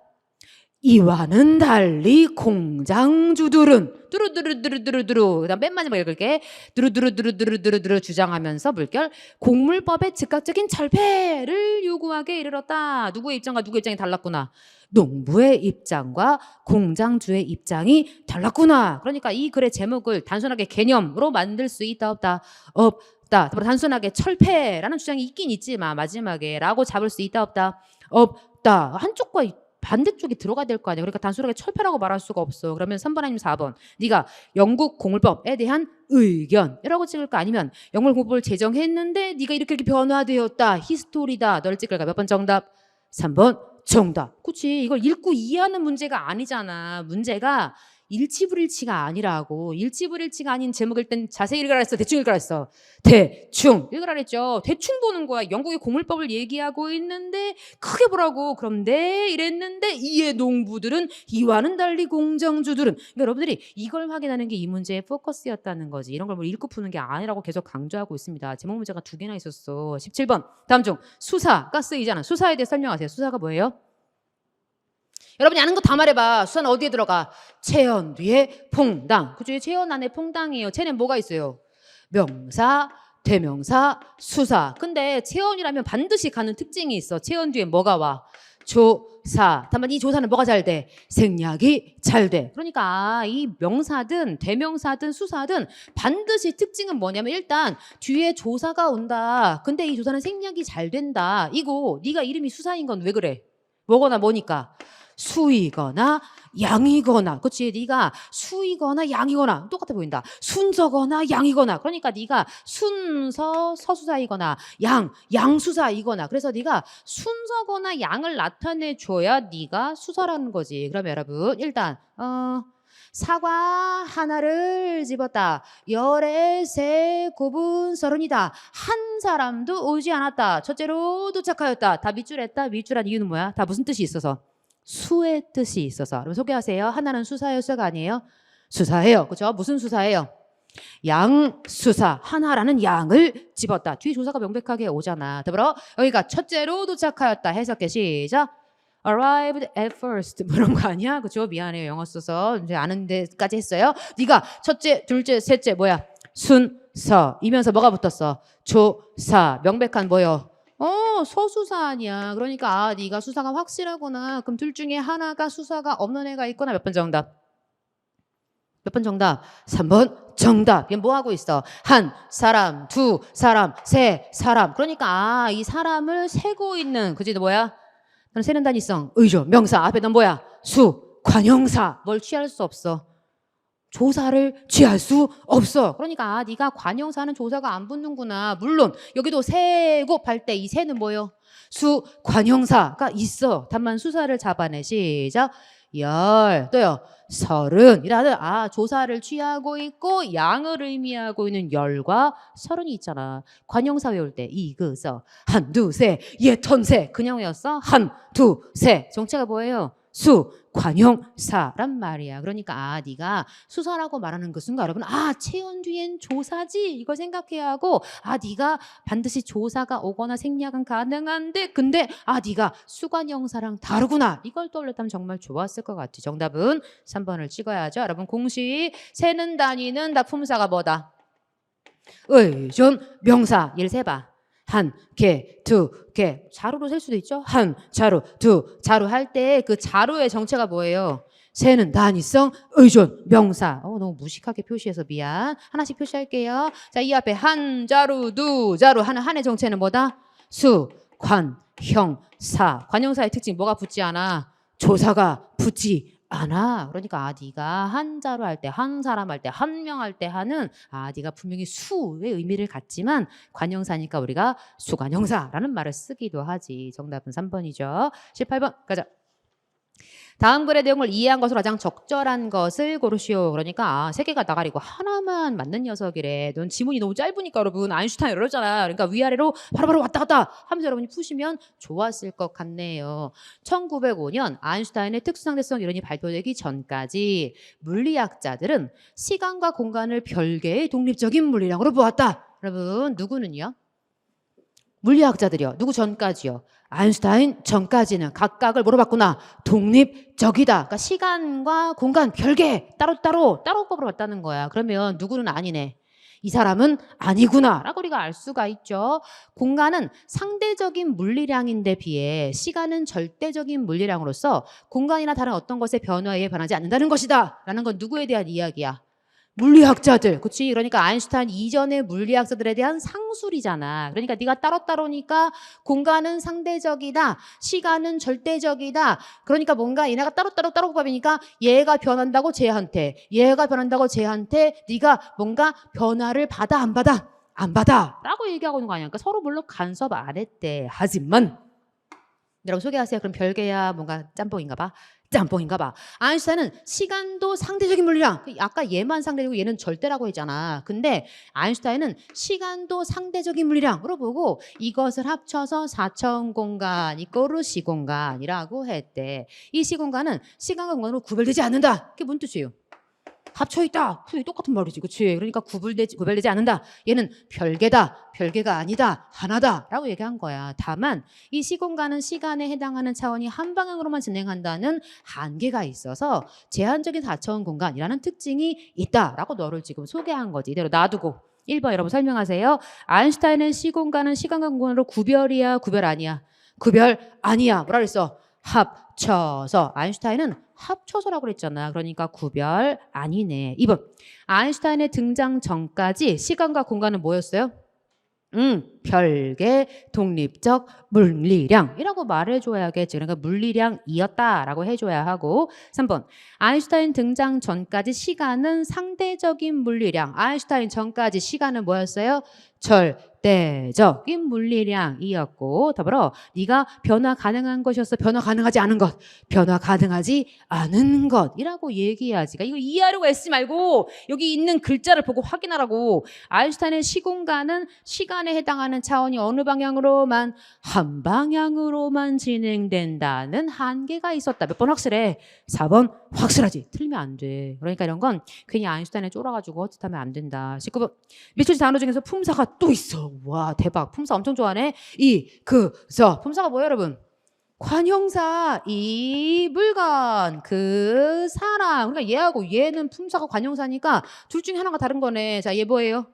세고 있잖아. 얘 정체가 뭐야? 세는 난이성 의존 명사. 그러니까 1년 2년 3년 100년 1000년 천의 정체가 뭐예요? 수 관형사. 그럼 몇 번 정답 확실해? 3번 정답 별표.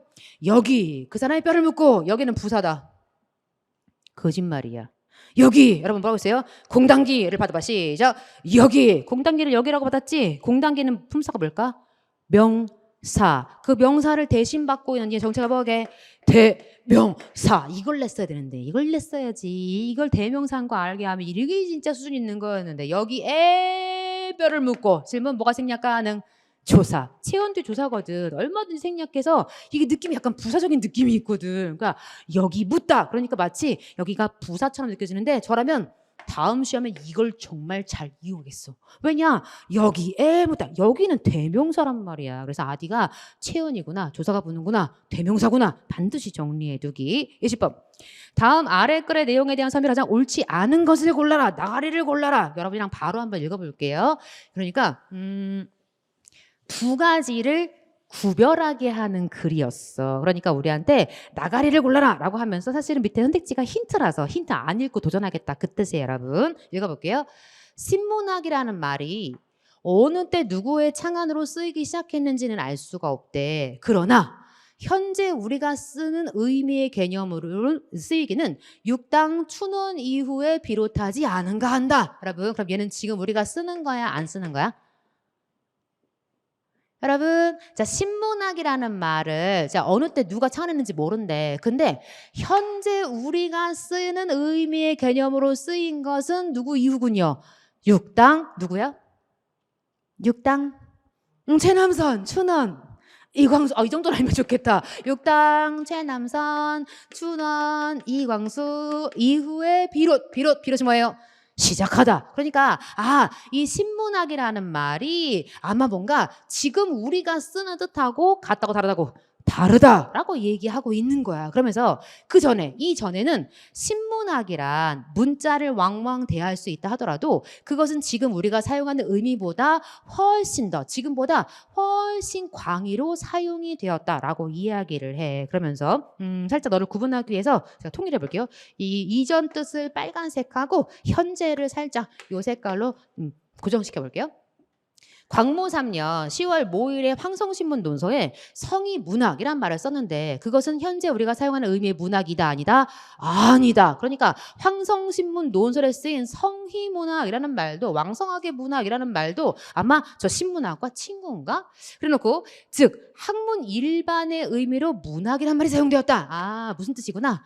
학문 일반이라는 뜻이래. 그러면서 그러므로 신문학이란 말은 곧 신학문의 별칭. 그래서 네가 신학문의 별명이라고 할 수가 있대. 이것은 지금 우리로서 보면 실로 가소로운 혼동이다. 그러나 문학이라는 말을 리터러처의 역어로 생각하지 않고 질문 우리는 지금 문학이란 말을 하면 뭐라고 생각해? 리터러처. 그죠? 셰익스피어가 쓴 그런 문학이라고 우리가 생각을 하잖아. 근데 과거에 이렇게 생각하지 않고 글자 그대로. 그러니까 이 그럴 문자니까 문장에 대해서 학문에 대해서 이렇게 해석을 했던 모양이지. 그래서 해석해 사용한 당시에 이 현상은 극히 자의적인 자연스러운 일. 그래서 자의대로 해석하는 건 되게 자연스러운 그때 일이었다라고 얘기를 해줘. 그러면서 이 문학의 역어 가운데 시, 소설, 희고, 비평을 의미하는 문학, 즉 예술문학까지가 포함되는 것은 물론이다. 당연히 문학이라고 우리가 번역할 때는 우리가 알고 있는 일반적인 이런 문학을 얘기한다는 거지. 계속 가볼게요. 황성신문 신문 논설을 보면 오히려 학문이란 말을 문학이란 문자로 표현하는데 문장상의 참 신미를 구한 흔적조차 발견하고 있다. 그러니까 황성신문 논설은 뭐하고 뭐를 같이 쓴 거야? 학문, 문학이라고 표현해서 이 두 개를 같이 썼다는 거지. 거기에선 문학이란 말이 분명히 그대로 신학문, 그러니까 학문, 문학, 신학문을 섞어가며 쓴 거야. 그러니까 우리가 지금 문학 그러면 셰익스피어의 문학만 얘기하는데 그러니까 거기 나온 춘원과 그리고 이 누구냐? 누구였지? 육당. 그죠? 육당 이전에는 이런 말로 섞었었다라고 그랬는데 소개하고 있는 거. 이것은 문학이란 말에 대한 자의대로 해석일 뿐더러 문학에 대한 동양적 해석, 전통적 이해의 일 연장이라는 데도 의미가 있다. 그러니까 이 전통적이라는 어떤 이해의 하나의 연장선이다라고 너의 가치 이렇게 쓴 게 의미가 있다. 가치가 있다 라고 마지막에 땡땡땡 이러고 끝났어. 질문 1번 이대로 놔두고 신문학이라는 말의 유래와 현재적 개념을 서술하고 있다. 맞아요? 틀려요?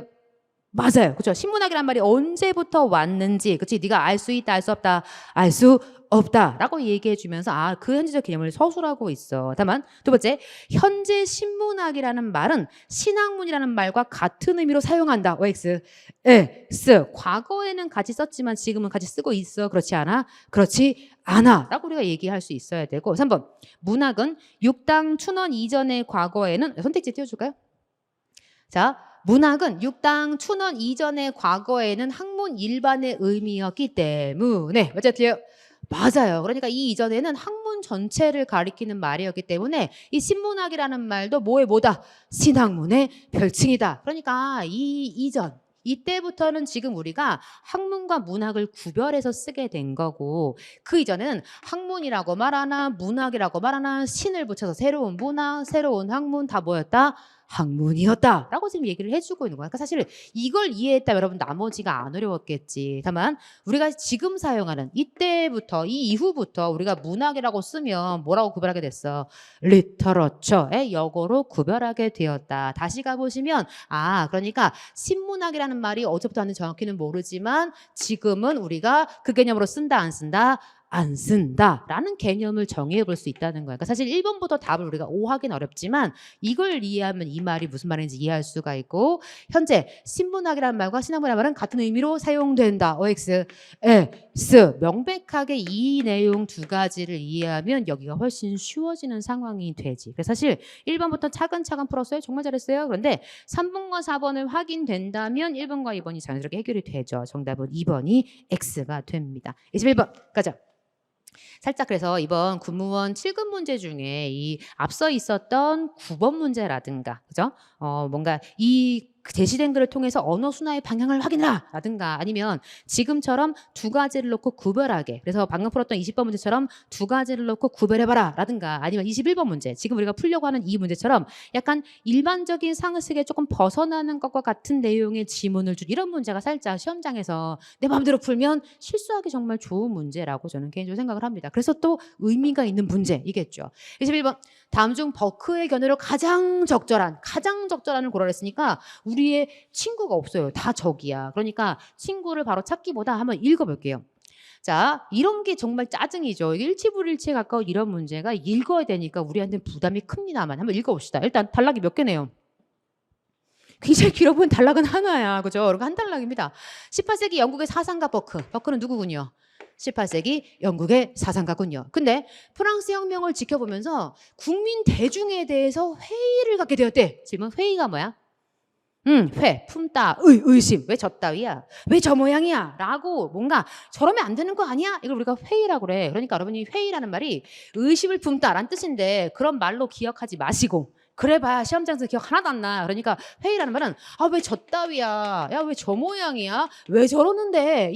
이런 의미로 여러분이 기억을 해야 시험장 가서 훨씬 더 생동감 있게 기억할 수 있어요. 그러니까 국민 대중의 회의를 갖게 되었다는 얘기는 동그라미의 세모에 세모지.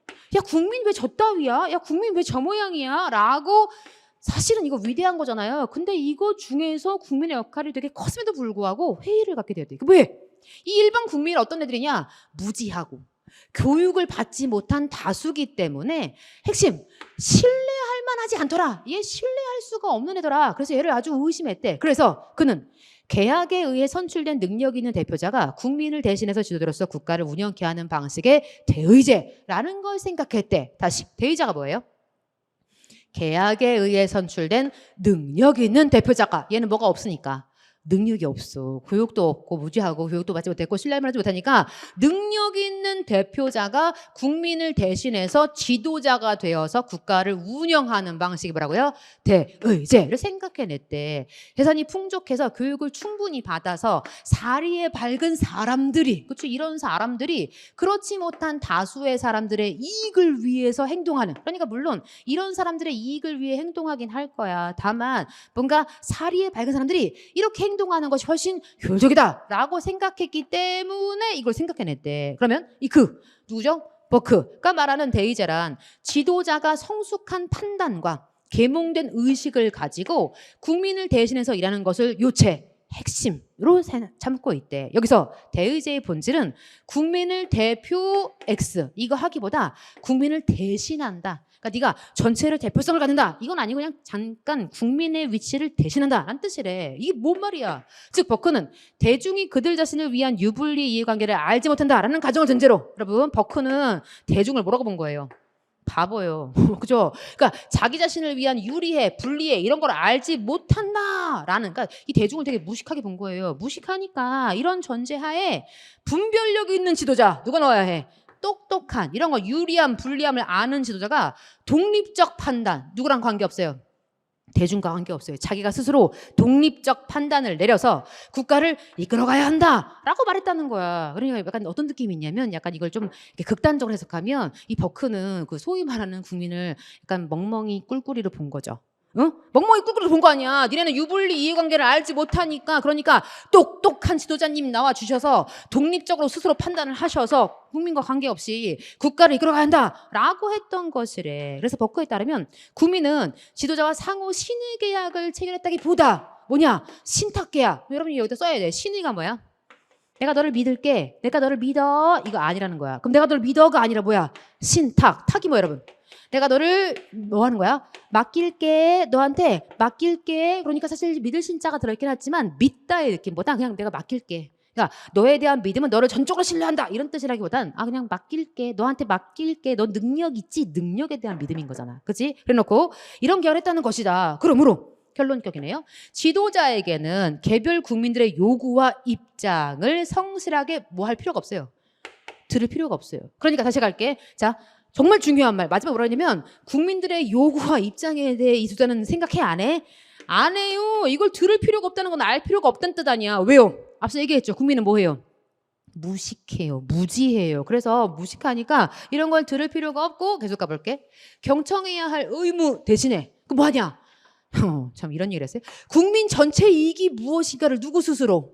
지도자 스스로 판단해서 대신할 의무만 있다고 버크라는 사람이 말했다는 거야. 그는 만약 지도자가 국민의 의견을 쫓겠어요, 이 자신의 판단을 단념하겠어요 라고 한다면 이것은 국민에게 봉사하는 것이 아니라 뭐다? 너 배신한 거야. 이렇게 하면 국민을 배신한 거야 라고 했다는 거야. 그러니까 지도자는 뭐 하면 안 돼?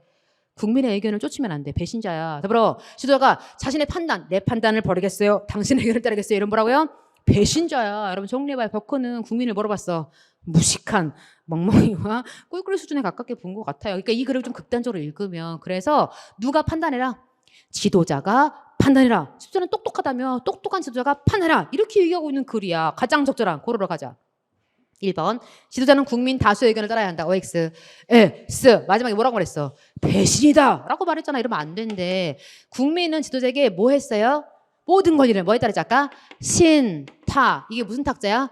맡긴다. 맡겼다라고 말할 수 있어 없어? 못 알아먹었으면 물음표 할게. 3번 성공적인 대의제를 위해서는 탁월한 지도자를 선택하는 국민의 자질이 중요하다. OX. S. 이미 국민은 뭐가 없다 그랬어 아까? 자질이 없다 그랬어. 그러니까 국민의 자질에 대해서는 이 글에선 전혀 아주 이런 애가 없는 애, 이게 없는 애로 얘기하고 있단 말이야. 그러니까 이게 중요하다고 말하는 건 멍멍이지. 4번 국민은 지도자를 선택한 이후에도 다수결을 통해 지도자의 결정에 대한 수용과 비판의 지속, 이걸 수용하겠어요? 이건 싫어요 라는 태도를 보여줘야 한다. OX. S. 뭐라 그랬어 마지막에? 너 스스로 판단, 지도자가 스스로 판단하고 국민을 따르지 말라며. 그러니까 몇 번 남아? 2번 남아. 그러니까 신탁을 알아먹어서 2번을 찍든가, 나머지가 전혀 내용과 불일치하니까 너를 찍든가. 그래서 살짝 내용 일치 불일치 문제로 전체를 이해해야 풀 수 있는 그런 문제였지. 정답은 2번을 찍었고, 살짝 내가 가지고 있는 기본적인 상식과 배치되는 부분이 많기 때문에 또 이런 글을 처음 보셨다면, 버크의 의견을 처음 들으셨다면 살짝 주의가 필요했다라는 의미도 담고 있는 문제. 22번 너무 쉬웠죠? 함축적 의미가 다른 하나. 자, 탱자에 대해 성격을 말했어요. 시작. 향기로운 탱자. 하나 더. 둥근 탱자. 그러니까 너의 성격은 항상 밑줄은 앞뒤에 힌트에 따랐지. 탱자의 특징은 향기롭다, 둥글다. 그러면 가지의 속성은 말해. 시작. 하늘로 뻗어간다, 뾰족하다. 그러면 이제 답 나왔네. 자, 가지는 동그라미 세모. 세모. 둥글다는 동그라미. 일 가능성이 매우 높잖아. 그럼 나머지만 확인하면 되겠네. 자, 뭐가 나지 않는다는 이런 열매는 동그라미 세모. 동그라미. 다만 뭐는요? 세모. 이 자체는 세모지. 네가 뾰족뾰족한 역과 속과 더 친할 거 아니야. 그러니까 뭐라는 건 세모구나. 더불어 덥석 한 입에 물어 깨무는 탐스러 하나를 등급 먹는 자 이빨은 뭐해요? 예리한 이빨, 먹는 자 이빨. 동그라미 할까 세모 할까? 세모가 확실하지. 그러니까 세 가지는 부정적인 느낌이고 네가 동그란 탱자만 네가 긍정의 느낌이구나. 해상의 열매들은 왜 모두 둥그러하는가? 그러네. 네모난 열매는 없는 것 같다. 길쭉한 건 있어도 오이 같은 게 좀 약간 길쭉하긴 한데 대부분 다 둥글잖아요. 왜 둥그러하는가? 가시나무인데 그의 탱자, 그의 열매만은 둥글대. 그러니까 분명 얘는 뾰족뾰족한 애잖아. 근데 얘만은 둥글대. 땅으로 뻗는 뿌리는 날카롭지만 하늘로 뻗는 가지는 뾰족하지만 스스로 이거 떨어질 줄 아는 열매는 뾰족하지 않아. 자, 열매 어디서 할게? 탱자. 탱자에서 열매로. 확장이야, 축소야? 확장이지. 탱자만 열매 맺겠어? 세상에 열매는 무지하게 많잖아. 수박 열매도 있고 무슨 뭐 포도 열매도 있고 복숭아 열매도 있는데 열매라고 지금 확장했어. 덥석 한 입에 물어 깨무는 탐스러운 하늘의 능금. 동그래 세모야? 동그래. 이미 우리가 아니까 동그라미 했어요, 여러분. 이빨은 예리하지만 먹히는 능금은 부드럽다. 갑자기 이런 말을 해. 그래서 마지막에 주제 있다. 그대는 아는가? 모든 생성하는 존재는 둥글다는 것을. 그러니까 뭘 만들어내는 존재는 둥글대. 스스로 먹힐 줄 아는 열매는 뭐가 나지 않았다. 그럼 이 열매는 동그라미야 세모요? 동그라미. 뭐가 없으니까. 그런데 열매의 속성은 뭐예요, 여러분? 먹힐 줄 아는데. 그게 무슨 뜻이야? 이 먹힌다는 건 이제 혜원이가 사과를 먹잖아요. 그러니까 이 사과 열매는 저한테 잡아 먹혀요, 여러분. 그러니까 자기를 뭐 하네? 희생해. 게다가 열매를 먹고 나면 뭐가 남아, 여러분? 씨야. 그렇지. 그러니까 모든 생성하는 존재는 반드시 씨를 남기게 되고 그 씨앗을 얻기 위해서는 자기를 희생해야 돼. 열매가 누군가한테 잡아먹혀야 씨앗이 나올 거 아니야. 그래서 결국은 우리한테 자 어디까지 확장해서 탱자에서 모든 생성하는 존재까지 확장했어. 그래서 열매라는 것에 자기 희생적 그리고 그의 부드러운 속성을 우리한테 다소 뾰족뾰족하고 뭐가 나 약간 직선적이라는 말도 쓰거든요. 그러니까 얘는 땅으로 직선적인데 둥근 너와 대비해서 우리한테 대조를 통해서 이 열매, 씨앗의 희생적인 속성을 강조하고 있는 시이기도 하구나. 그래서 생각해보면 좋겠죠. 마지막에 뭐가 나지 않는다는 것을 이렇게 끝났다. 어떤 효과? 여운의 효과도 주고 끝났네, 여러분. 그리고 뭐라 이것을 내가 뭐 했다는 거야? 깨달았다니까 마지막에 깨달음. 어떤 자기가 이런 걸 알게 됐어요 라는 거 우리한테 보여주고 있기도 하죠. 23번. 다 밑줄 친 낱말 중 띄어쓰기가 옳은 것은 자 3번 4번은 정말 쉽죠. 대로만큼뿐. 4번 용언이랑 왔다 불러. 시작. 노력하다 띄고 만큼. 만큼이 뭐예요? 의존 명사. 그치? 네가 용언의 관형사형 전성어미 뒤에 왔으니까 명사예요. 근데 생각은 뭐죠? 명사. 체언 뒤에 뭐요? 조사. 그러니까 대로만큼뿐이 체언이랑 오면 붙여 쓰는 조사, 네가 용언이랑 오면 띄어 쓰는 의존 명사. 그러니까 이었다는 이다의 과거. 서술격 조사를 과거시켰으니까 당연히 다 붙여 써야겠죠. 근데 참 문제를 내다 말았어. 수업이 끝난지도 여러분 시험지 받고 놀라지 않았을까 싶어요. 이거 뭐야? 근데 여기에 뭘 이제 집어넣고 싶었던 거야? 뭐 올해다 뭐 이런 말을 넣어주고 싶었던 거지. 그러면 너무나 명백하게 뭐야? 시간의 경과. 그러니까 수업이 끝났어. 그런지도 뭐 이런 말을 넣어줄 수 있다는 얘기는 이게 뭐가 확실한 거야? 시간의 경과가 확실한 거지. 그래서 살짝 우리로 하여금 야 추측해봐, 추정해봐라고. 물론 이제 뭐 수업이 끝난 것도 몰랐다 이런 가능성도 없진 않습니다만 그러나 누가 명백해? 새, 띄고 달. 달이 뭐예요? 새는 단위성 의존명사. 새가 뭐예요? 수, 관형사. 이기 때문에 네가 틀린 건 확실하지. 물론 네가 언제는 붙여 쓰는 걸 허용해. 순서의 의미거나 아라비아 숫자와 함께 와서 만약에 3 띄고 달. 맞아요? 틀려요? 맞아요. 다음 뭐 할 수 있어요? 붙였을 수 있어요. 만약 그랬다면 네가 둘 다 맞는 상황이 됐겠지만 쟤는 무조건 띄웠어야 하고 네가 순서야. 6 띄고 층. 자, 6층을 붙일 수 있어요, 없어요? 있어요. 왜요? 6층 위에 7층, 7층 위에 8층. 네가 순서의 의미일 때만 그리고 아라비아 숫자와 함께 올 때만 붙여 쓴다는 걸 알았다면 명백하게 답은 2번을 찍었어야겠죠. 24번. 다음 중 피동 표현에서 능동 표현으로 바꿀 수 없는 거. 그러니까 그 문제가 풀리었다. 과거가 들어있긴 하지만 풀다 능동. 자, 풀다에다가 문제를 풀다인데 뭐하다? 문제가 풀리다라고 목적어를 사라지게 한 접사 주었고요. 누구에 의해? 어떤 수학자에 의해. 그럼 수학자를 주어로 써봐. 시작. 수학자가 그 문제를 풀었다. 되네. 네가 능동으로 바꿀 수가 있어요. 그 책이 원래 그 책을 읽다의 뜻인데 그 책이 읽히었다. 과거를 넣긴 했지만 어쨌든 책이 읽히다라는 피동 표현이 와 있고 많은 사람들에게 읽히다라는 표현이 와 있네. 그럼 많은 사람들을 주어로 내밀어. 시작. 많은 사람들이 그 책을 읽었다. 얼마든지 가능하죠. 그러면 여러분 눈치 깠죠? 철수가 감기에 걸렸다. 빼봐. 시작. 감기가 철수를 걸었다. 오마이갓. 돼요, 안 돼요? 안 돼요. 뭐라? 아이가 안기다. 물론 안다라는 능동에다가 아이를 안다, 아이가 안기다라고 해서 넣었긴 하지. 어쨌든 어머니에게라고 해서 자 부사어 주었는데 앞으로 빼요. 시작. 어머니가 아이를 안았다. 얼마든지 되겠지. 정답 몇 번이야? 3번. 여러분 얘기해줘. 모든 피동이 모두 능동으로 바뀔 수 있다. OX, X 아닌 사례가 있다고. 그러니까 모든 네가 피동 표현이 다 능동으로 전환되는 것은 아니구나의 대표적인 사례를 우리 많이 봤잖아. 그래서 철수가 감기에 걸렸다는 능동으로 바꿀 수가 없구나. 25번. 한 문제가 엄청 많이 차지해서 어려운 것처럼 하고 있지만 별거 아니었죠. 최인훈의 광장. 1960년대를 대표하는 우리나라 남한, 북한을 다 까지 않았습니까? 주인공이 추구하는 사회는 어떤 사회? 동그라미 광장이요. 광장은 누구도 있고 누구도 있어. 공동체도 있고 개인도 함께 존재하는 공간. 근데 원래 명준이가 남한에 있거든. 근데 아버지가 북한에 있었거든. 근데 북한에 계시다고는 그 하나 이유만으로 너 간첩이지. 맨날 끌려가서 취조당하는 거야. 그래서 남한을 뭐라고 생각해 명준이는? 명준이는 남한이 밀실, 남한은 너무 폐쇄적이야. 너무 개인주의, 개인만 뭔가 생각하는 그런 사회야. 라고 남한을 까요. 그래서 어디로 가요?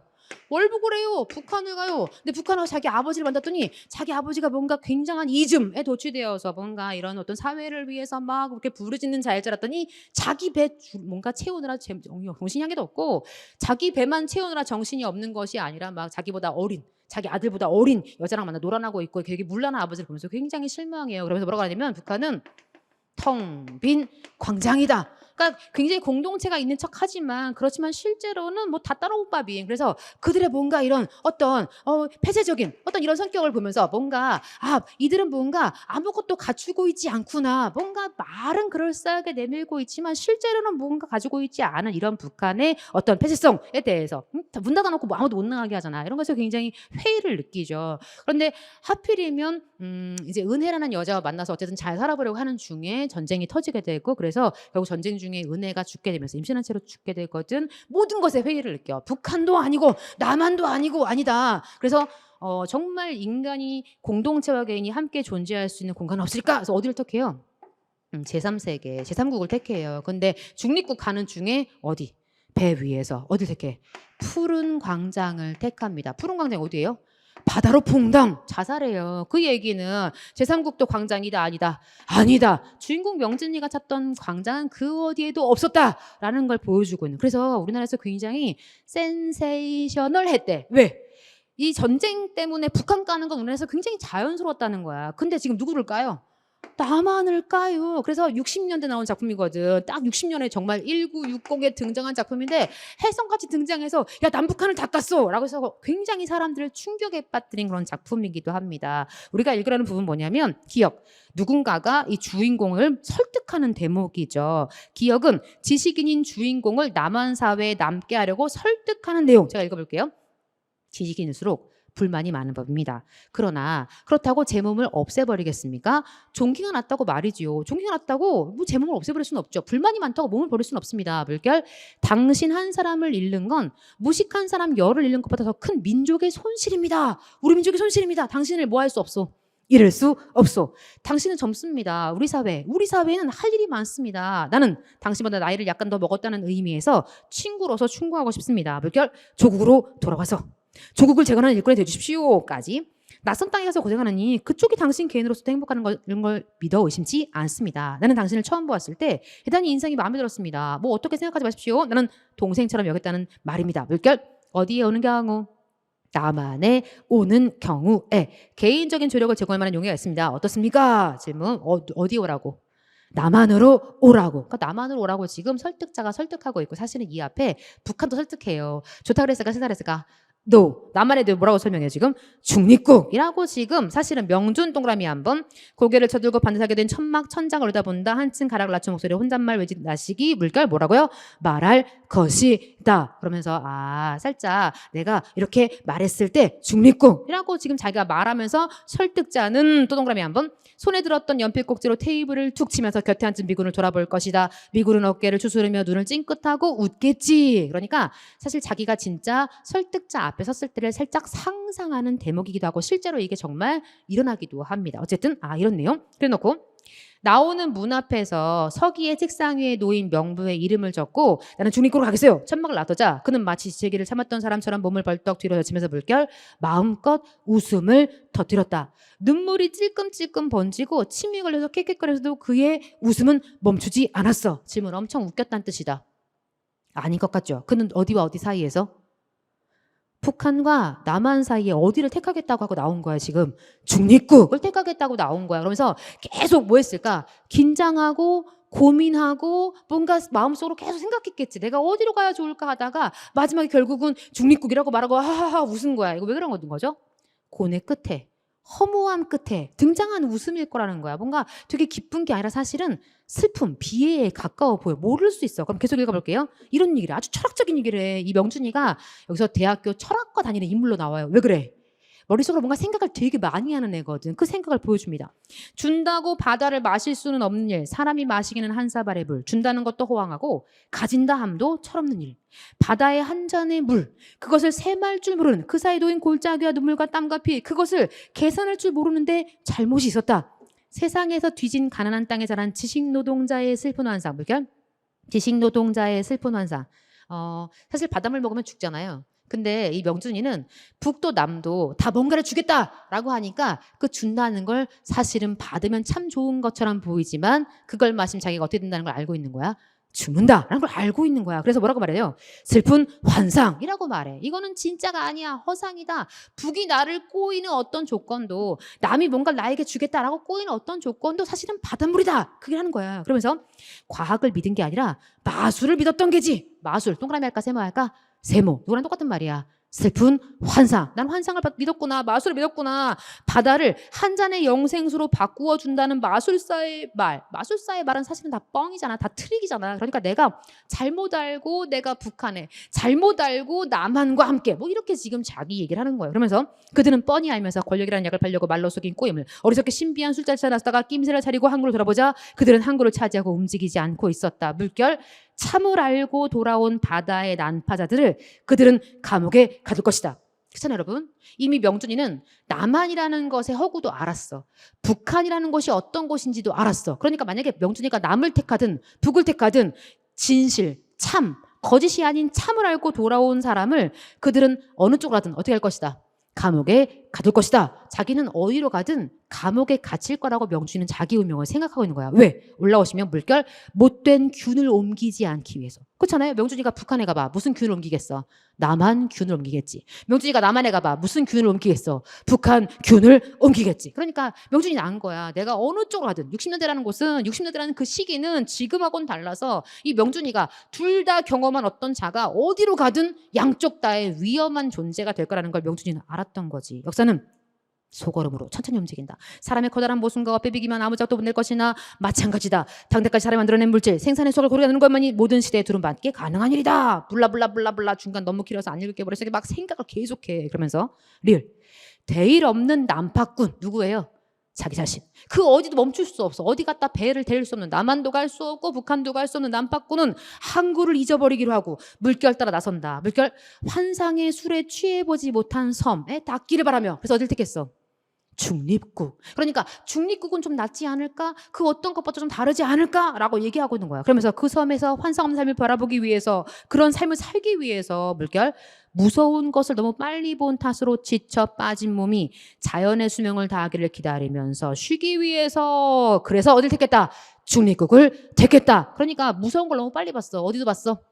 남한의 그치 밀실성도 봤어. 들끼리끼리 개인주의도 봤어. 북한의 뭐도 봤어. 텅빈 광장. 거기에 폐쇄성도 봤어. 다 봤어. 이걸 다 하니까 그래서 뭔가 나는 이 둘 다에 안 되겠구나. 그래서 택한 곳이 중립국 행위였대. 그러면 2번. 주인공이 니은처럼 아하하하 막 마음껏 웃음을 터뜨린 이유는 어디에 나오는구나. 디귿. 내가 결국은 어딜 가든 나는 난파자에 불과하다. 그래서 결국은 나는 갇히게 될 것이다 라는 걸 알았기 때문에 고뇌와 허탈감 끝에 아하하하 이렇게 웃었던 거구나 라고 우리가 확인해 볼 수가 있고, 4번. 주인공이 중립국을 선택한 이유는 난파꾼. 그래서 내가 어딜 가든 결국 다 봤잖아. 지식인의 허무감. 결국 나는 다 아는 사람인데 이 지식을 어떻게 해볼 수가 없으며, 그래서 언급했던 뭐에 대한 환상. 그것은 진실이 아닌 거죠. 이것에 대한 회의감 때문이다. 4번도 이해하기 참 어려운 선택지였지만, 그러나 3번. 디귿이 지식인들이 권력이란 약에 취해서 전쟁을 일으켜서 이 지식인 모두가 감옥에 갇히게 될 것이다. OX. 그런 내용은 절대 아니라는 거야. 그러니까 디귿이 전혀 말도 안 되는 말을 주어서 사실은 4번 같은 어려운 내용도 우리가 충분히 수용이 가능했다는 거지. 그래서 시간만 여러분이 잘 이렇게 어떻게 배분하실 수 있었다면 정답을 3번 찍는 것은 크게 어려운 일이 아니었을 거라고 확신합니다. 왜?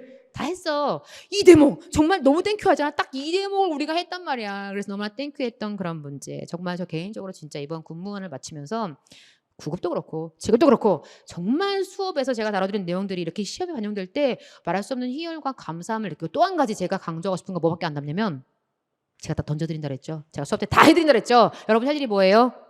건강 잘 챙기면서 첫째도 복습, 둘째도 복습, 셋째도 복습. 여러분이 하셔야 될 일은 그거라고 또 한 번 강조를 더 해봅니다. 시험을 치르고 오신 여러분 정말 고생하셨습니다. 뚜껑을 열 때까지 아무도 결과를 몰라. 이번 시험이야말로 정말 점수를 예상하기가 정말 어려운 시험이 아닌가 이런 생각을 해봅니다. 여러 가지 이유가 있겠죠. 여러분들 끝까지 마음 잘 관리하시면서 기다리시면 좋겠고, 또 다음 시험 준비하시는 분들은 내가 이런 부분에 문제가 있구나. 내가 이런 부분을 어떻게 해결하고 어떻게 정리해서 내가 정말 시험장 갔을 때 이걸 득점할 것인가, 점수로 얻어낼 것인가, 이런 분들을 고민하면서 계속 지혜롭게 공부해 가시면 좋겠다라고 당부해 봅니다. 여러분 모두의 건승을 응원합니다. 여기까지입니다. 감사합니다.